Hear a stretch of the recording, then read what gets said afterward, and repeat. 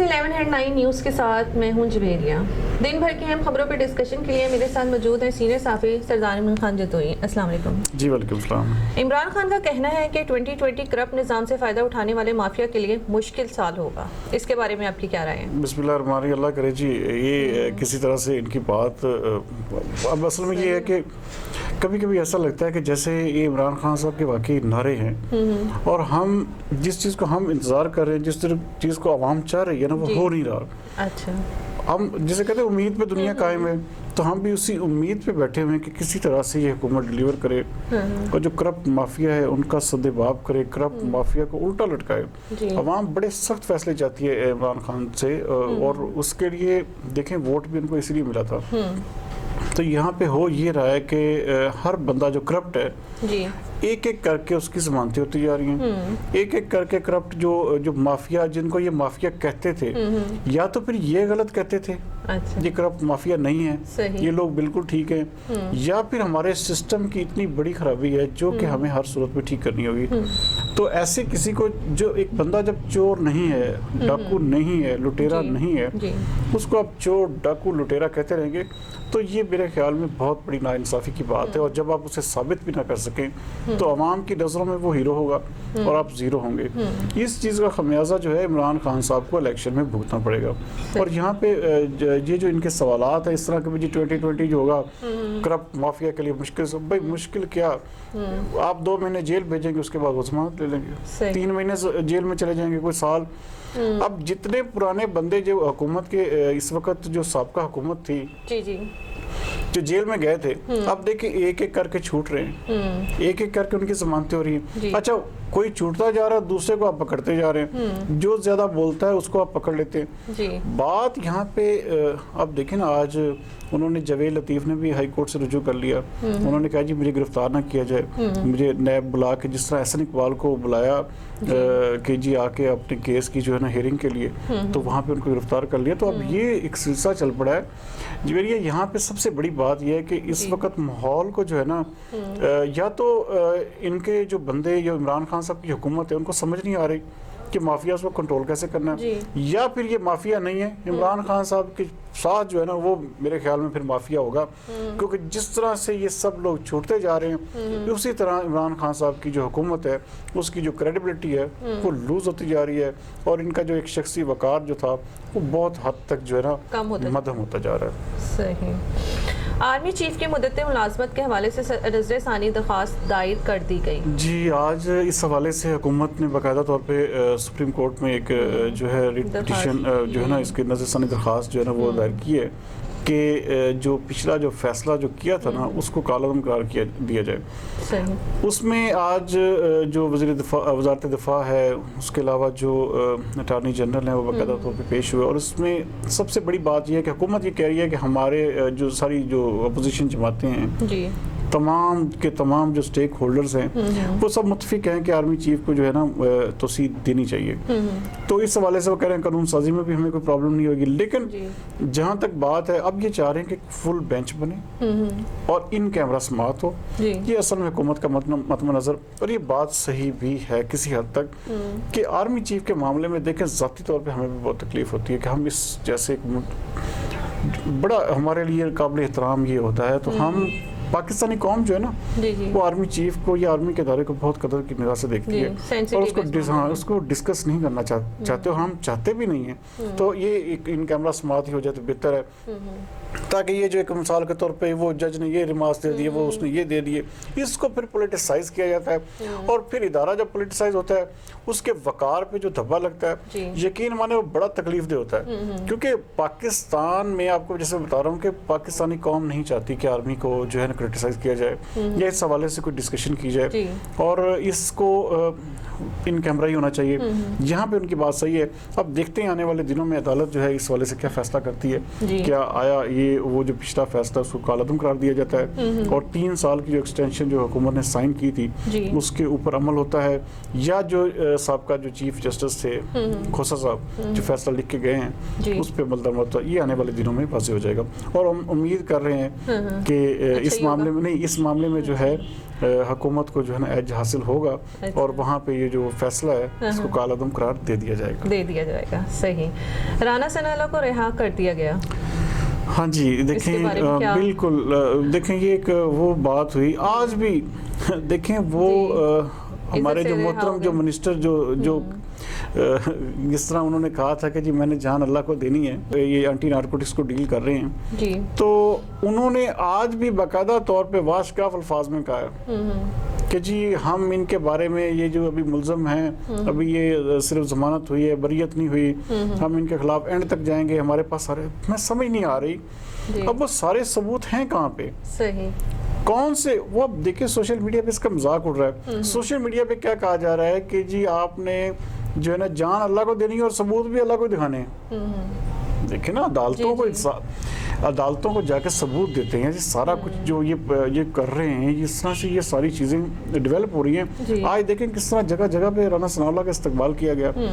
لاہور سے جیسے ان کو جب کوٹ لکھپت جیل سے رہا کیا گیا، فیصل آباد پہنچتے تک رستے میں جگہ جگہ پہ ان کا استقبال کیا گیا پھولوں کی پتیوں کے ساتھ، اور باقاعدہ طور پہ انہوں نے اپنے گھر آ کے جو ایک پریس کانفرنس کی ہے اس میں حکومت وقت کو للکارا ہے کہ جی مجھے اتنا بے گناہ اتنے عرصے کا جو حساب دیا جائے. تو یہ بالکل وہ حق بجانب ہیں کیونکہ ان کے خلاف ابھی تک کوئی آپ یہ دیکھیں کیس کی سب سے کمزور پہلو دیکھیں کہ ہائی کورٹ نے جو تفصیلی فیصلہ جاری کیا ہے اس میں انہوں نے لکھا ہے کہ جی جو ملزم ان کے ساتھ جو شریک ملزمان تھے جب ان کو گرفتار کیا گیا تو ان کو کسی کو بھی ان کو چاہیے تھا نا اس کے حوالے سے بیل جب ان کی ہو گئی تھی تو آگے استغاثہ دائر کرتے، اس کا آگے سے کرتے کہ جی ان کو دوبارہ پکڑا جاتا. تو انہوں نے اس کے حوالے سے اپیل ہی نہیں دائر کی کہ جی جو ان کے جو شریک ملزمان تھے ان کو ضمانتیں کیوں دی گئی. تو یہ سب سے بڑا سوالیہ نشان تھا کہ جب آپ نے شریک ملزمان کو چھوڑ دیا تو جو ملزم ہے اس کے حوالے سے کوئی ثبوت پیش نہیں کر پا رہے. تو یہ جویریہ یہ انتہائی نامناسب بات تھی، اور یہ پورے کا پورا جو ہے نا اس نے اس کیس نے ہمارے سسٹم کی اہلیت پہ، اس سسٹم کی جو جسے کہتے ہیں خامی ہے اس کو بالکل عیاں کیا ہے. اور یہ جو آج جس طرح ان کا فقید المثال استقبال ہوا ہے تو یہ بھی ایک حکومت وقت کے لیے لمحہ فکریہ ہے کیونکہ رانا ثناء اللہ جو ہیں وہ بالکل خاموش رہنے والا شخص نہیں ہے اور وہ بالکل باقاعدہ ببانگ دہل اس حکومت کو للکاریں گے. اور اب زیادہ شد و مد و زیادہ شدت کے ساتھ جو ہے نا ان کے لہجے میں بھی اگریشن آئے گا اور پاکستان مسلم لیگ نون کو اس کا جو ہے نا بہت فائدہ ہوگا.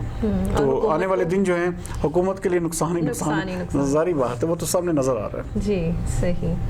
ابرار الحق کی بطور چیئرمین ہلال احمد کی اپوائنٹمنٹ کو درست قرار دے دیا گیا. جی عمران خان صاحب نے دیکھیں نا یہ فیصلہ کر لیا تھا تقریباً پچھلے کافی دنوں سے کہ ابرار الحق صاحب کو جو ہے نا اب تھوڑا سا مستفید کرانا ہے.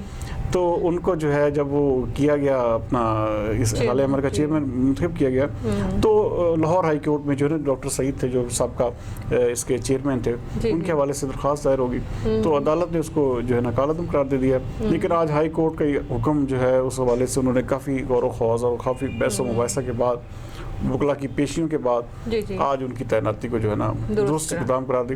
اب ابرار الحق صاحب کے لیے وہ جسے کہتے ہیں نا کہ جہاں سے وہ شروع ہوئے تھے کہ بھنگڑے تھے بھنگڑا، اب ان کے لیے آج بھنگڑے کی کچھ سچویشن ہے کہ ان کی تعیناتی کو جو ہے درست قرار دے دیا گیا. صحیح.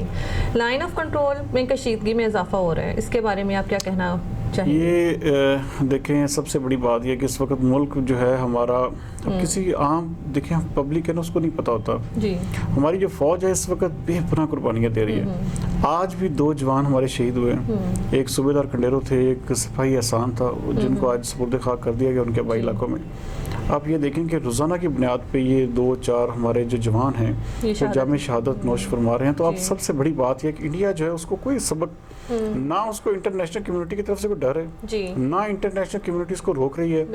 پاکستان صرف اپنے دفاع میں کاروائیاں کرتا ہے. ٹھیک ہے ان کے بھی دیکھیں اب ان کے بھی فوجی آج ان کے تقریباً 9 کے قریب فوجی ہلاک ہوئے ہیں مختلف سیکٹرز میں، اور وہ بھی صرف کیا ہے کہ گولہ باری کے آپس میں تبادلے کے دوران. پاکستان اپنے دفاع میں کاروائیاں کر رہا ہے اور انڈیا جو ہے مجبور کر رہا ہے کہ پاکستان کسی بھی طرح سے کسی بھی لمحے جو ہے جارحیت کا کوئی پہلو دکھائے، کوئی ہمارے ملک میں جو ہے یا وہاں پہ جو ان کی لائن آف کنٹرول ہے اس کو پاکستانی فوج جو ہے عبور کرے تو ہم جو ہے نا باقاعدہ جو ہے جنگ کا اعلان کر دیں. اور اب یہ دیکھیں آج انڈیا کے میڈیا میں یہ بتایا جا رہا ہے جی بہت جی ایودھیا جو بابری مسجد کا جو وہاں پہ جی بہت بڑا دہشت گرد حملہ ہونے جا رہا ہے. اب ان کو کس نے کہہ دیا, کون کر رہا ہے؟ یہ سب کچھ ایک صرف پری پلان ہے کہ پاکستان کو کسی بھی حوالے سے کسی بھی طرح سے ڈسٹرب کیا جائے اور پاکستان کے اوپر حملہ کرنے کے جو آثار ہیں. اب یہ پچھلے جو بڑی ان کی جو ہے نا سسپیشیس لائن آف کنٹرول پہ حرکات ہیں, تو آنے والے دن بڑے کریٹیکل ہیں. اور پاکستان بھی اب چپ کر کے نہیں بیٹھا, پاکستان بھی ڈو اینڈ ڈائی والی پوزیشن پہ بیٹھا ہوا ہے. تو جیسے ہی انڈیا کی طرف سے کوئی بھی ایسی چیز آتی ہے تو پاکستان کی فوج جو ہے اس کو مکمل اختیار دے دیا گیا ہے کہ وہ فوری طور پر ریٹیلیٹ بھی کرے گی اور انڈیا کو ناقابل تلافی نقصان بھی پہنچے گا. اور میری وہ بات کہ انڈیا کے انشاءاللہ ٹکڑے ہوں گے بہت جلد, یہ انڈیا ٹکڑوں میں تقسیم ہوگا اور اس کا وہ حشر ہوگا جو آنے والی صدیاں یاد رکھیں گی. صحیح. تاریخ پر تاریخ ہے کہ سندھ میں آج بھی سی این جی اسٹیشن بند ہے, اس کے بارے میں آپ کی کیا؟ جی یہ 7 دن ہو گئے ہیں آج, یہ 1 دن کے لیے بندش کی گئی تھی. اب سی این جی جو ہے وہ بالکل اب وہاں پہ جو ہے نا کراچی سمیت یہ پورے ملک میں ہو رہا ہے. جو ایریا پنجاب میں اس وقت جو پنجاب میں بھی سی این جی اسٹیشنز بند ہیں. اور یہ جو لوگ ہیں نا دیکھیں مختلف جو پبلک جو وہیکلز ہیں وہ چلتی ہیں سی این جی پہ, اور سی این جی سے یہ ہوتا ہے کہ ان کو جو کرائے جو ہیں عوام کو اس سے بھی کم ہوتے ہیں. جب آپ پیٹرول پہ گاڑی چلاتے ہیں تو پیٹرول پہ ظاہری بات ہے کرایہ بھی لوگ زیادہ وصول کرتے ہیں. جو اب اس کا بھی چیک اینڈ بیلنس نہیں ہے. ہمارے ملک میں سب سے بڑی پرابلم چیک اینڈ بیلنس کی ہے, تو اس کا بھی چیک اینڈ بیلنس نہیں ہے. آج 7واں دن ہو گیا ہے اور آج کہا گیا تھا کہ آج جو ہے یہ بندش ختم ہو جائے گی, لیکن عین آخری لمحات میں اس کو 24 گھنٹے کے لیے پھر بڑھا دیا گیا. تو اس سے عوام سفر کر رہی ہے. لوگ آپ یہ دیکھیں کہ ابھی 1.5 گھنٹہ ٹائم رہتا تھا تو لائنیں لگ چکی تھیں. اس لائنوں کو ختم کرنے کے لیے انہوں نے کیا کیا, انہوں نے 24 گھنٹے پھر بڑھا دیے, ایک اور تاریخ دے دی. اب یہ سب سے بڑا فیلئر ہے اس حکومت کے سسٹم میں, بہت بڑا سوالیہ نشان ہے. اب گھر میں گیس پورے نہیں ہو رہے, گھریلو لوڈ شیڈنگ اتنی ہے کہ کھانا نہیں پک رہا. یہ سب چیزیں جو ہیں یہ حکومت کو لے بیٹھتی ہیں. اور اس وقت تو دیکھیں نا پاکستان میں کوئی احتجاج بھی نہیں ہو رہا. اگر احتجاج ہوتا ہے تو ماشاءاللہ سے وہ رپورٹ نہیں ہو رہا. رپورٹ کیوں نہیں ہوتا؟ کیونکہ اوپر جو ہے سب بالکل ایسے چل رہا ہے جیسے بالکل پورا سموتھ نظام ہے, لیکن اندر کھاتے یہ ہے کہ اس وقت صورتحال بہت خراب ہو چکی ہے. خاص طور پہ جیسے جیسے سردی بڑھتی جا رہی ہے ویسے ویسے لوڈ شیڈنگ میں اضافہ ہوتا جا رہا ہے, اور پورے کا پورا جو زندگی چلانے کا دار و مدار ہے جو سسٹم ہے اس کے اوپر بہت برے اثرات مرتب ہو رہے ہیں. تو یہ حکومت کی بہت بڑی نااہلی ہے, اور خاص طور پہ سوئی گیس نادرن اور صدرن دونوں اس کے برابر کے میں کہتا ہوں اس جرم کے جو ہے نا برابر کے حصے دار ہیں. صحیح, بہت شکریہ. ناظرین یہ تھی دن بھر کی اہم خبروں پر ڈسکشن. کل تک کے لیے اجازت دیجیے. پاکستان زندہ باد.